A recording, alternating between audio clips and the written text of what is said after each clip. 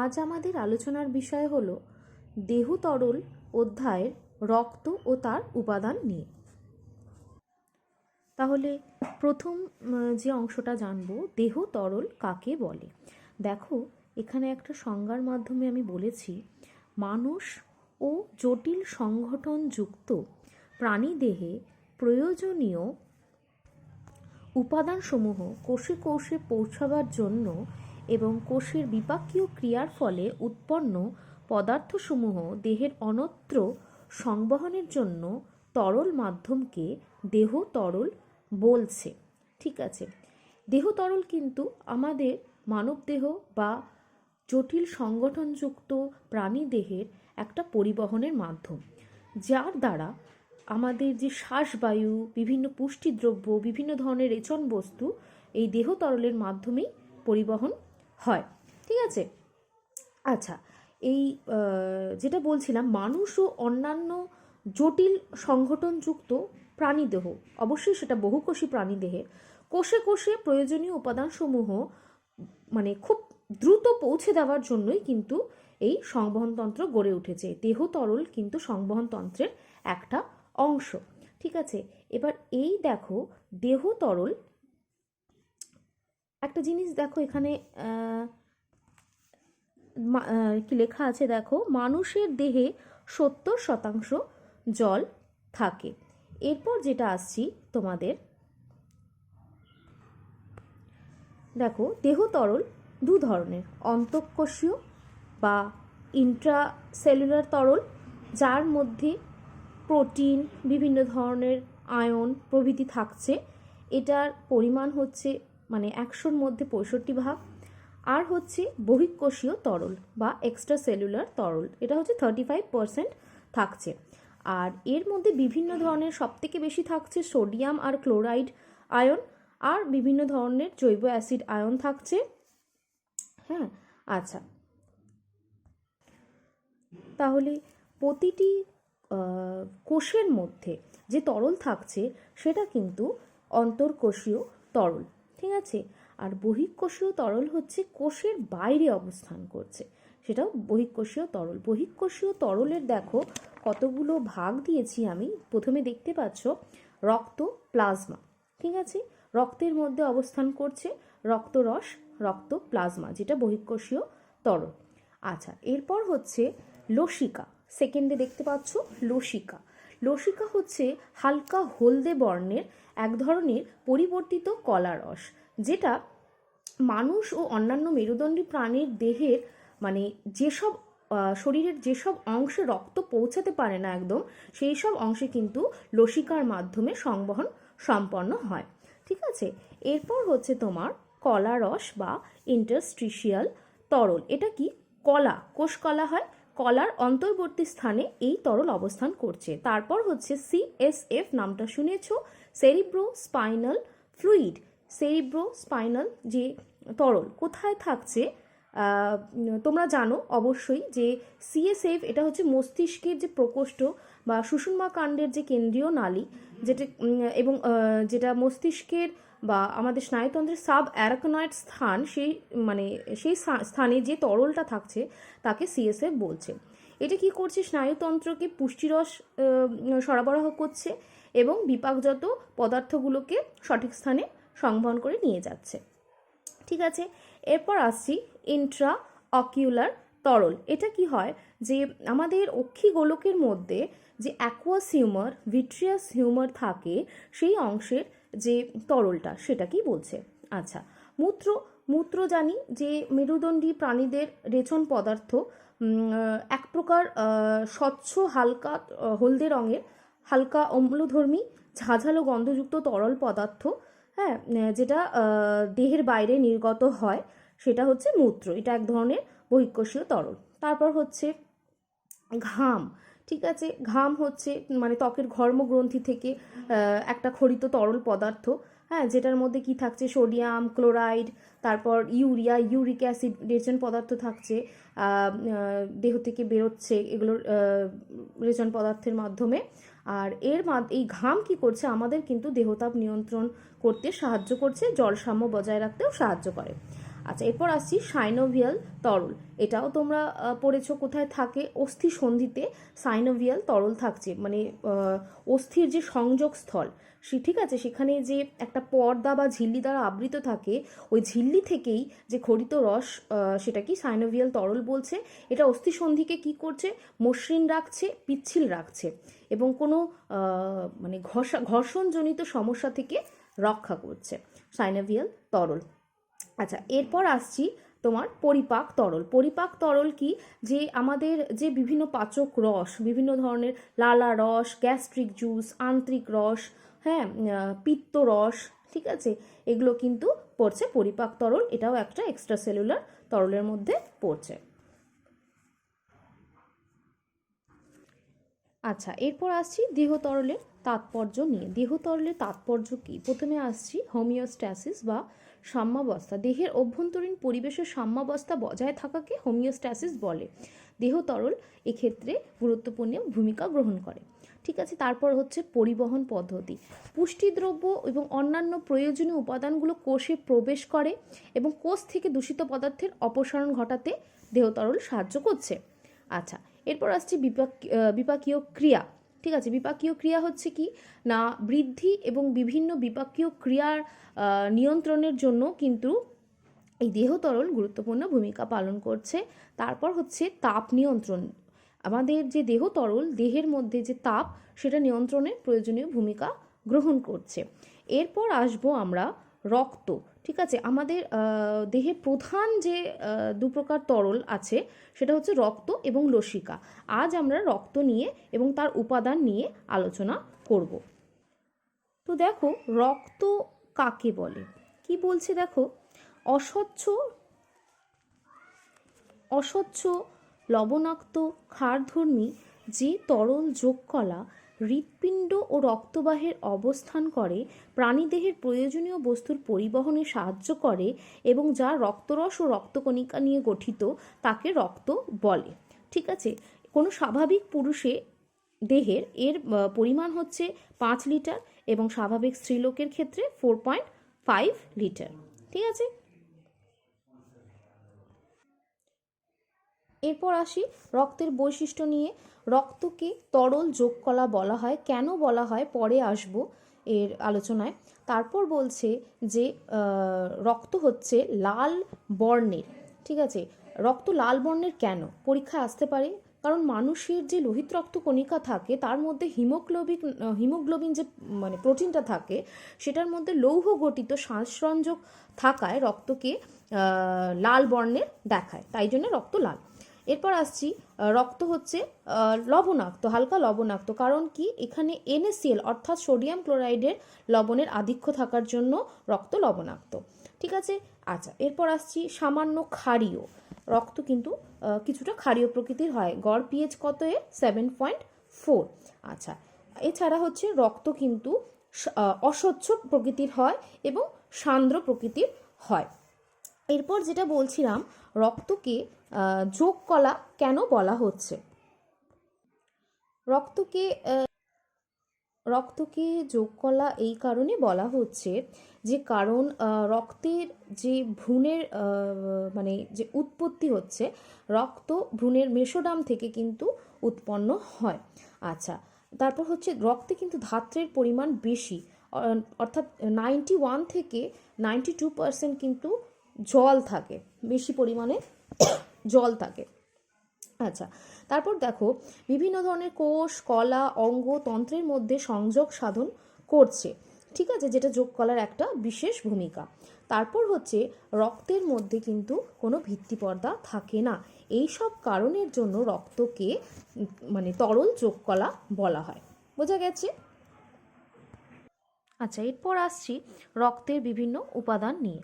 প্রথমেই যেটা আমরা দেখতে পাচ্ছি, রক্তের উপাদানে হচ্ছে রক্তরস, ধাত্র বা প্লাজমা নিয়ে গঠিত এবং রক্তকোষ নিয়ে গঠিত। প্লাজমার পরিমাণ বেশি 55% আর রক্তকোষ 45%।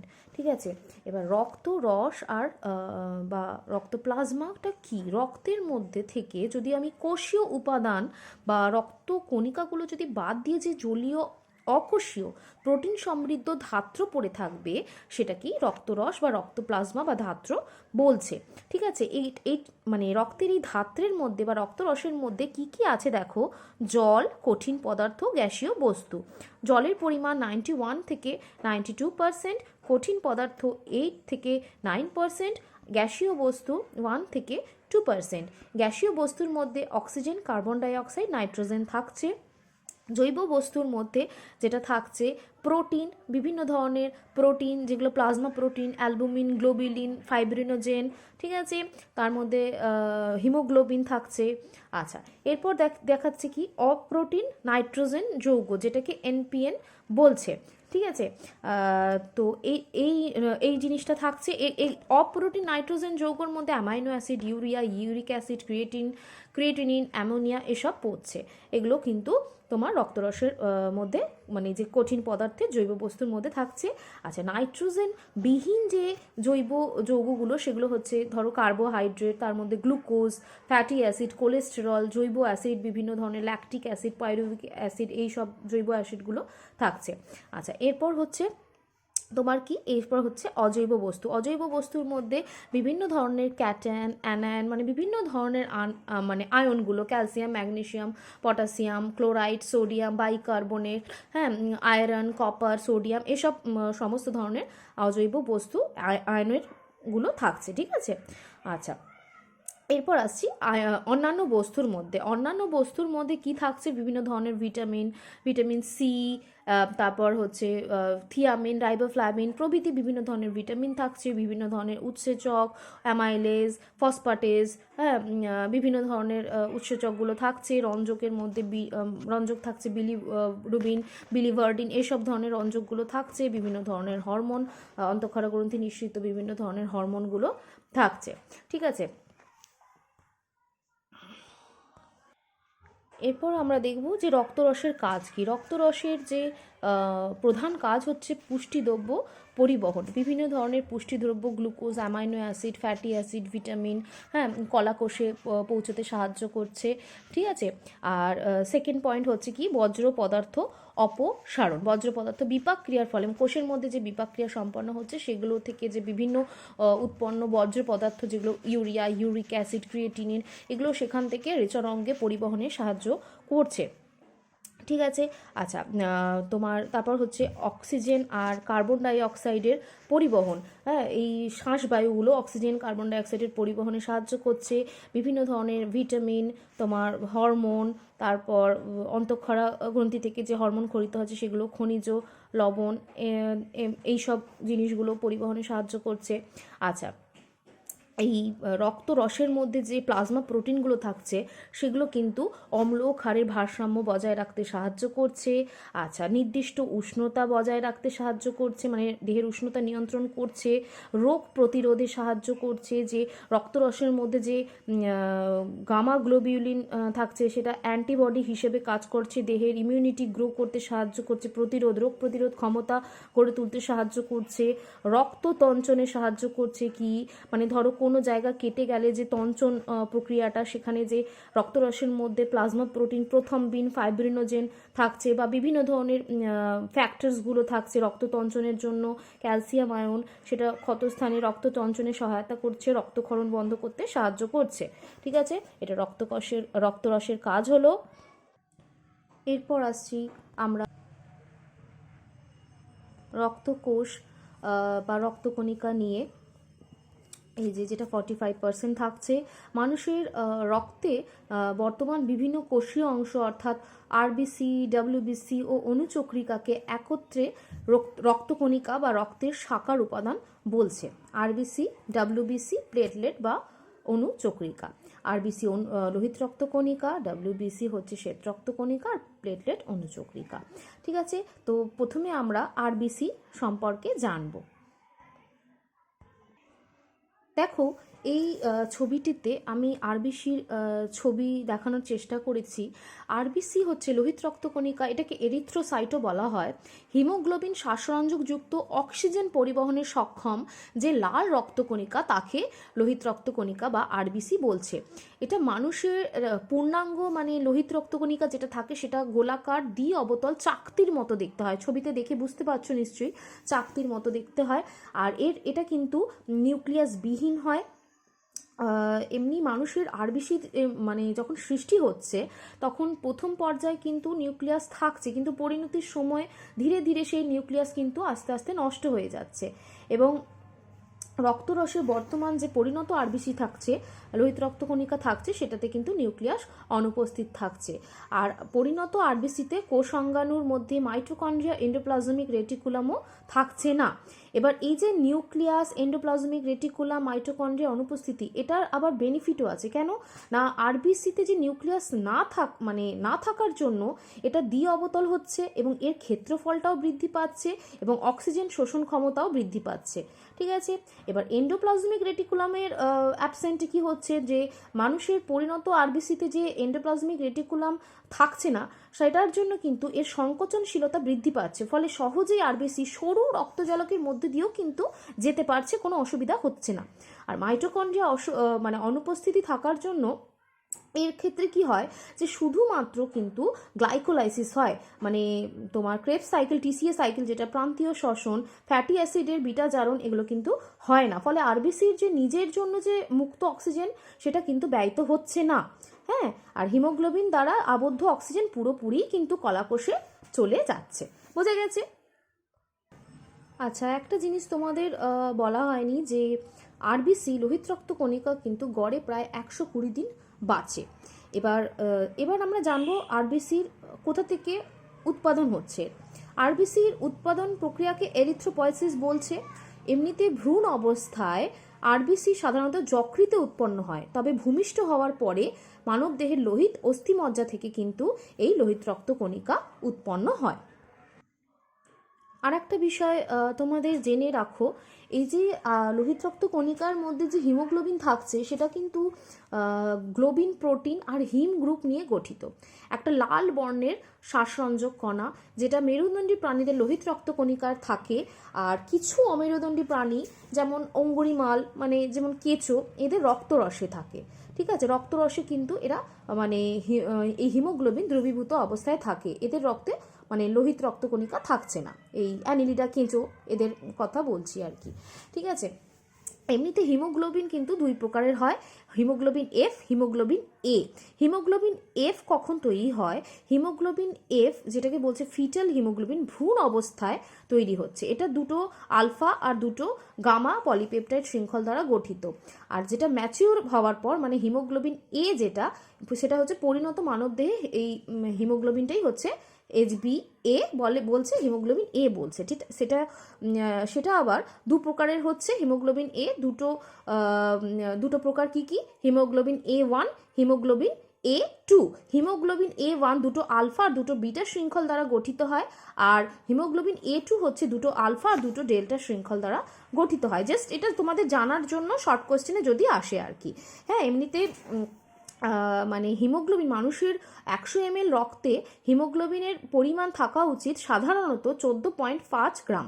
ঠিক আছে, এটাও তোমাদের শর্ট কোশ্চেনে আসতে পারে, মানে 14.5 গ্রাম পার 100 ml মানটিকে হিমোগ্লোবিনের স্বাভাবিক মান হিসেবে বিবেচনা করা হয়েছে। আচ্ছা, এটা কিন্তু এই হিমোগ্লোবিন কিন্তু একটা সংযুক্ত প্রোটিন বলছে এই হিমোগ্লোবিনকে। ঠিক আছে,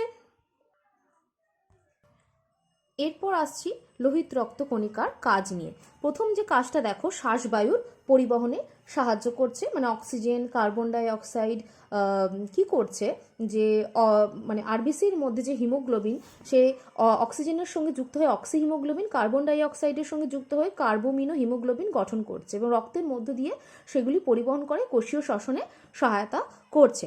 এরপরে হচ্ছে কি, অম্ল ও ক্ষারের ভারসাম্য রক্ষা করতে সাহায্য করছে। হিমোগ্লোবিন কি, মানে আরবিসির যে মধ্যে যে হিমোগ্লোবিন থাকছে সেটা বাফার হিসেবে রক্তে অম্ল ও ক্ষারের ভারসাম্য রক্ষায় গুরুত্বপূর্ণ ভূমিকা পালন করছে।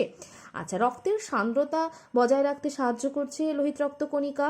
আয়নের ভারসাম্য, আরবিসির মধ্যে যে কোষ পর্দা থাকছে সেই নিয়ন্ত্রিত ভেদ্যতার মাধ্যমে রক্তে বিভিন্ন ধরনের ক্যাটায়ন ও অ্যানায়নের ভারসাম্য রক্ষায় সহায়তা করছে। মানুষের আরবিসির কোষ পর্দার মধ্যে দিয়ে সোডিয়াম আর পটাশিয়াম যেতে পারে না, কিন্তু ক্লোরাইড আর বাইকার্বনেট যাতায়াত করতে পারে ইজিলি। ঠিক আছে, আচ্ছা।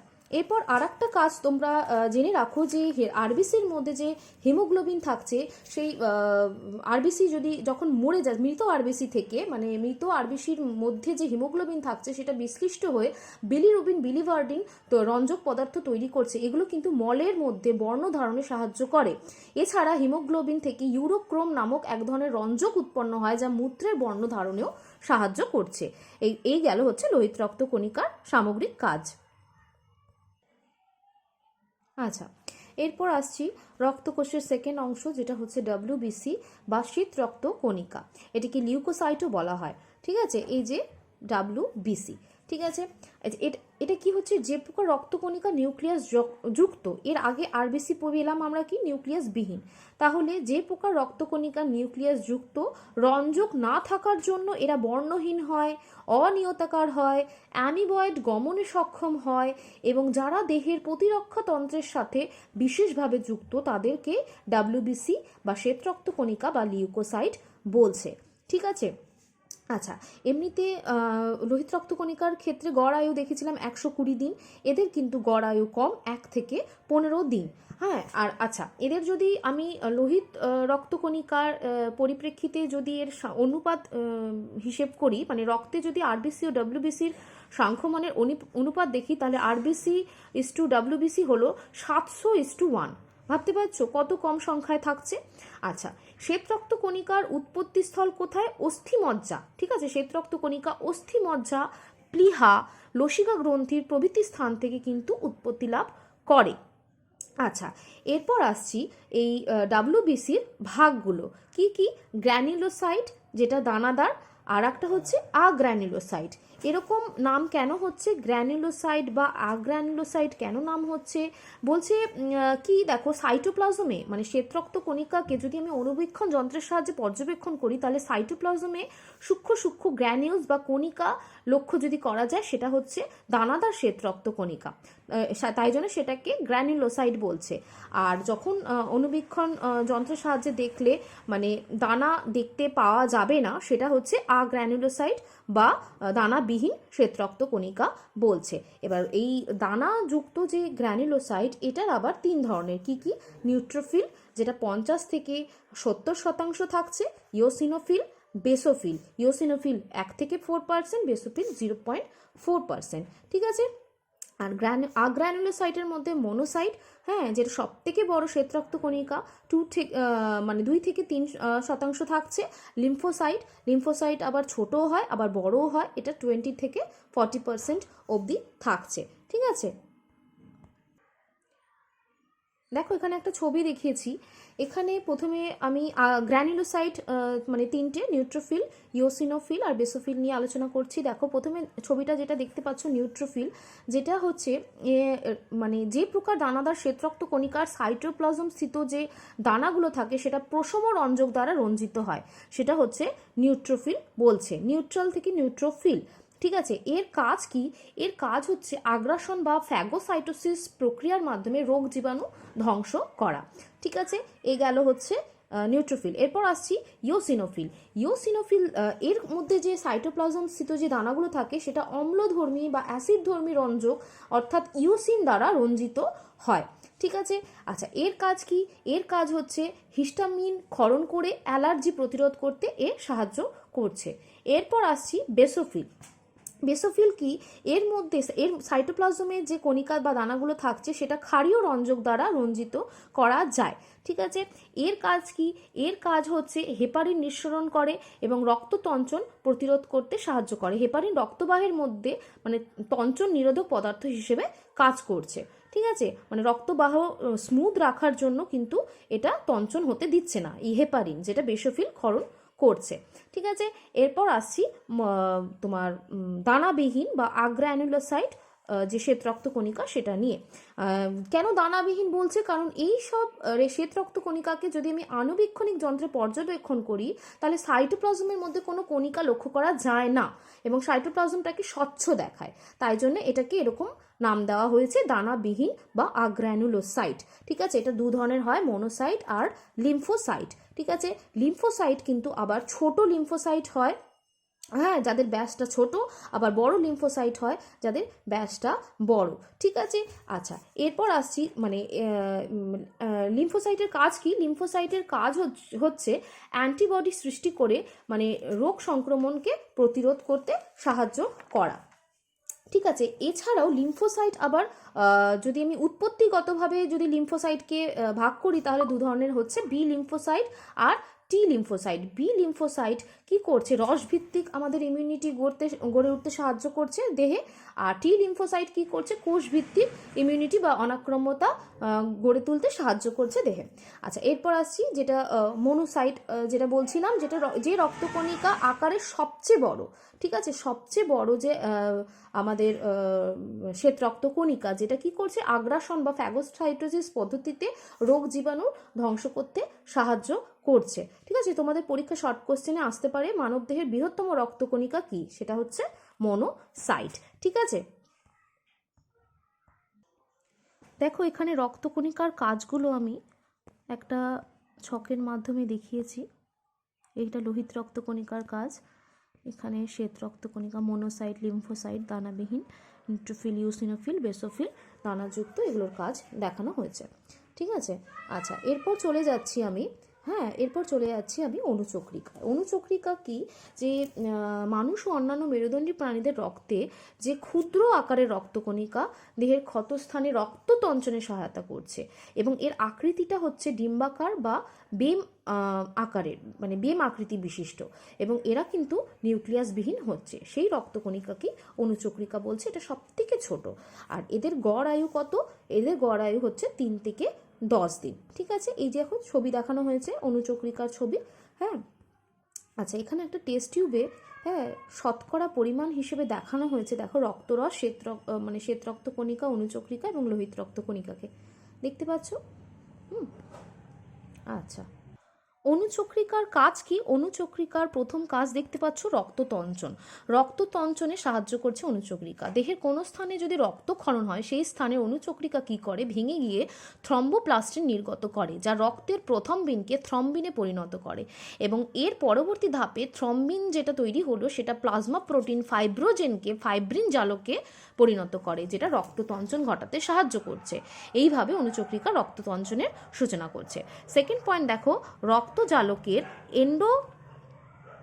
রক্তজালকের এন্ডোথেলিয়াম মেরামতেও সাহায্য করছে। ঠিক আছে, এই যে সেকেন্ড পয়েন্টটা তোমরা দেখতে পাচ্ছ কি করছে, যে মানে মানে রক্তজালকের প্রাচীর অত্যন্ত তো মানে কোমল, নরম, সহজেই ক্ষতিগ্রস্ত হতে পারে। সেই ক্ষতস্থানগুলো তাড়াতাড়ি মেরামত না হলে তো প্রচুর রক্তপাত ঘটবে, মানে প্রচণ্ড সমস্যার সৃষ্টি হতে পারে। তাই জন্য অণুচক্রিকাগুলি জালকের এন্ডোথেলিয়ামের ক্ষত মেরামত করতেও কিন্তু সাহায্য করছে। আচ্ছা এরপর হচ্ছে কি, যে ক্ষতস্থানে ক্ষয়পূরণ। রক্তজালকের প্রাচীর গাত্রে কোনো ক্ষত সৃষ্টি হলে সেখানে অণুচক্রিকাগুলো দলবদ্ধভাবে আটকে গিয়ে ক্ষয়পূরণে সহায়তা করছে। ঠিক আছে, এমনিতে অণুচক্রিকা কিন্তু নিউক্লিয়াসবিহীন হয়, কিন্তু স্তন্যপায়ী নয় এমন মেরুদণ্ডী প্রাণীদের ক্ষেত্রে, কিছু কিছু প্রাণী যেরকম উভচরদের ক্ষেত্রে কিন্তু এই অণুচক্রিকা নিউক্লিয়াসযুক্ত হতে পারে। ঠিক আছে, এরপর আসছি রক্তের সামগ্রিক কাজ নিয়ে। রক্তের প্রধান কাজগুলো হচ্ছে, প্রথমেই আসছে পরিবহন। কি পরিবহন করছে? পুষ্টিদ্রব্য, খাদ্যবস্তু রক্তরসের মাধ্যমে বিভিন্ন কলাকোষে পৌঁছতে সাহায্য করছে রক্ত। গ্যাসীয় পদার্থের পরিবহনে সাহায্য করছে, অক্সিজেন, কার্বন ডাই অক্সাইডকে সাহায্য করছে। হরমোন পরিবহনে, ভিটামিন পরিবহনে সাহায্য করছে।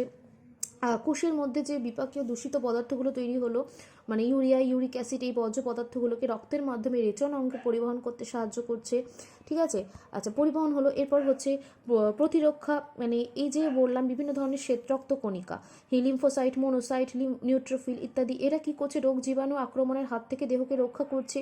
রক্ততঞ্চন, অণুচক্রিকা কি করছে? রক্ততঞ্চন করে ক্ষতস্থান থেকে দ্রুত রক্তক্ষরণ বন্ধ হতে সাহায্য করছে। দেহের তাপ নিয়ন্ত্রণ করতে সাহায্য করছে। হ্যাঁ, শ্বসনের ফলে দেহের বিভিন্ন কলাকোষে যে তাপ উৎপন্ন হয় সেটা রক্তের মাধ্যমে দেহের সর্বত্র ছড়িয়ে পড়ছে, যার ফলে তাপমাত্রা নিয়ন্ত্রিত হচ্ছে। আচ্ছা, অম্ল ক্ষারের সাম্যতা বজায় রাখতে সাহায্য করছে। রক্তের বাফার কার্যকারিতার মাধ্যমে সমগ্র দেহের অম্ল ও ক্ষারের ভারসাম্য বজায় রাখছে। আয়নের সমতা বজায় রাখতে সাহায্য করছে। শরীরে জলের সাম্যতা বজায় রাখতে সাহায্য করছে। আচ্ছা, এরপর যেটা আমরা জানবো রক্ত সংক্রান্ত বিভিন্ন অস্বাভাবিকতা, এই টপিকের আজকে লাস্ট অংশ। তো ফার্স্টেই যেটা দেখতে পাচ্ছি আমরা অ্যানিমিয়া বা অলিগোসাইথেমিয়া। এটা কি হয় যে মানুষের আরবিসির সংখ্যা বা হিমোগ্লোবিনের পরিমাণ যদি কিছুদিন যাবৎ স্বাভাবিকের থেকে কম থাকে, সেটাকে সেই কন্ডিশনটাকে বলছে অ্যানিমিয়া বা অলিগোসাইথেমিয়া। তারপর বলছে সিকল সেল অ্যানিমিয়া, ভীষণ ইম্পর্টেন্ট একটা তোমাদের শর্ট কোয়েশ্চেন। এটা অ্যাকচুয়ালি জিন মিউটেশনের ফলে ঘটে। এটা কি হয় যে আমি বলেছিলাম না হিমোগ্লোবিন এর পরিবর্তে হিমোগ্লোবিন এস নামক অস্বাভাবিক হিমোগ্লোবিন তৈরি হয়, মানে হিমোগ্লোবিনটা সিকল টাইপের হয়ে যায়। ঠিক আছে, এবার এর কি হয়, অক্সিজেন পরিবহন ক্ষমতা এর খুবই কম হয়ে যায়। হ্যাঁ, আরবিসির মানে এই রোগের ক্ষেত্রে যে লোহিত রক্তকণিকাটা থাকে সেটা অনেকটা ব্যাঁকা টাইপের, মানে কাস্তের মতো আকার ধারণ করে, যার সেই কারণের জন্যই কিন্তু অক্সিজেন পরিবহন ক্ষমতা এদের খুবই কমে যায়। আচ্ছা, এরপর আসছি হিমোলাইটিক অ্যানিমিয়া, যেটা হচ্ছে জন্মগত কারণে রক্তবাহের মধ্যে যে আয়ুষ্কাল সম্পন্ন হওয়ার আগেই, মানে আরবিসি পরিণত হওয়ার আগেই এটা ভেঙে যাচ্ছে। এটা কি বলছে, লাইটিক মানে ভেঙে যাওয়া, হিমোলাইটিক অ্যানিমিয়া বলছে। এরপর হচ্ছে পার্নেসিয়াস অ্যানিমিয়া, যেটা হচ্ছে ভিটামিন B12 এর অভাবজনিত কারণে আরবিসির আকার স্বাভাবিকের থেকে অনেক বড় হয়ে যায়, সেটাও একটা অ্যানিমিক কন্ডিশন। এরপর আসছি সায়ানোসিস, শর্ট কোশ্চেনে আসতে পারে। প্রতি 100 ml রক্তের মধ্যে যদি বিজারিত হিমোগ্লোবিন তথা ডিঅক্সিজেনেটেড হিমোগ্লোবিনের পরিমাণ যদি 5 গ্রামের বেশি হয়, ঠিক আছে, সেই রক্ত দেহত্বক বা রক্তজালকের মধ্যে দিয়ে সংবাহিত, মানে যখন সংবহন হচ্ছে সেই সময় ওই অংশকে নীল রঙের দেখায়। এটাকে বলছে নীল ব্যাধি বা সায়ানোসিস ডিজিজ। এরকম ক্ষেত্রে মুখমণ্ডল বা ঠোঁটের কাছে বা তালুর কাছে, নখের কাছে নীলবর্ণ দেখায়। এটা বিভিন্ন কারণে ঘটতে পারে। পাহাড়ে ওঠার সময় অক্সিজেনের অভাবে বা কার্বন মনো অক্সাইডের বিষাক্তকরণের জন্য কিন্তু এটা হতে পারে। এরপর আসছি পলিসাইথেমিয়া হচ্ছে লোহিত রক্তকণিকার সংখ্যা যদি স্বাভাবিকের থেকে অনেক বেড়ে যায়, ঠিক আছে, সেই কন্ডিশনটা পলিসাইথেমিয়া। এরপর আসছি লিউকোসাইটোসিস, মানে শ্বেত রক্তকণিকার সংখ্যা যদি অস্বাভাবিকভাবে বেড়ে যায় সেটাকে বলছে লিউকোসাইটোসিস। লিউকোপেনিয়া হচ্ছে ঠিক উল্টোটা, মানে শ্বেত রক্তকণিকার সংখ্যা যদি স্বাভাবিকের তুলনায় কমে যায় সেটা লিউকেমিয়া মানে হচ্ছে শ্বেত রক্তকণিকার ইম্যাচিওর কন্ডিশন, মানে অপরিণত অবস্থার কোষের সংখ্যা যদি প্রচুর পরিমাণে বেড়ে যায়, অধিক মাত্রা দেখা দেয়, সেই কন্ডিশনটাকে বলছে লিউকেমিয়া। থ্রম্বোসাইটোসিস, এটা হচ্ছে অনুচক্রিকার পরিমাণ যদি স্বাভাবিকের তুলনায় বেশি হয়ে যায় সেটা থ্রম্বোসাইটোসিস। পারপিউরা হচ্ছে অনুচক্রিকার পরিমাণ যদি স্বাভাবিকের তুলনায় মানে কমে যায়, হ্রাস পায়, সেক্ষেত্রে কন্ডিশনটাকে পারপিউরা বলে। এটা গেল তোমাদের রক্ত ও তার উপাদানের সমস্ত ডিটেলস। পরের দিন আমরা এর পরের টপিকটা নিয়ে আলোচনা করব।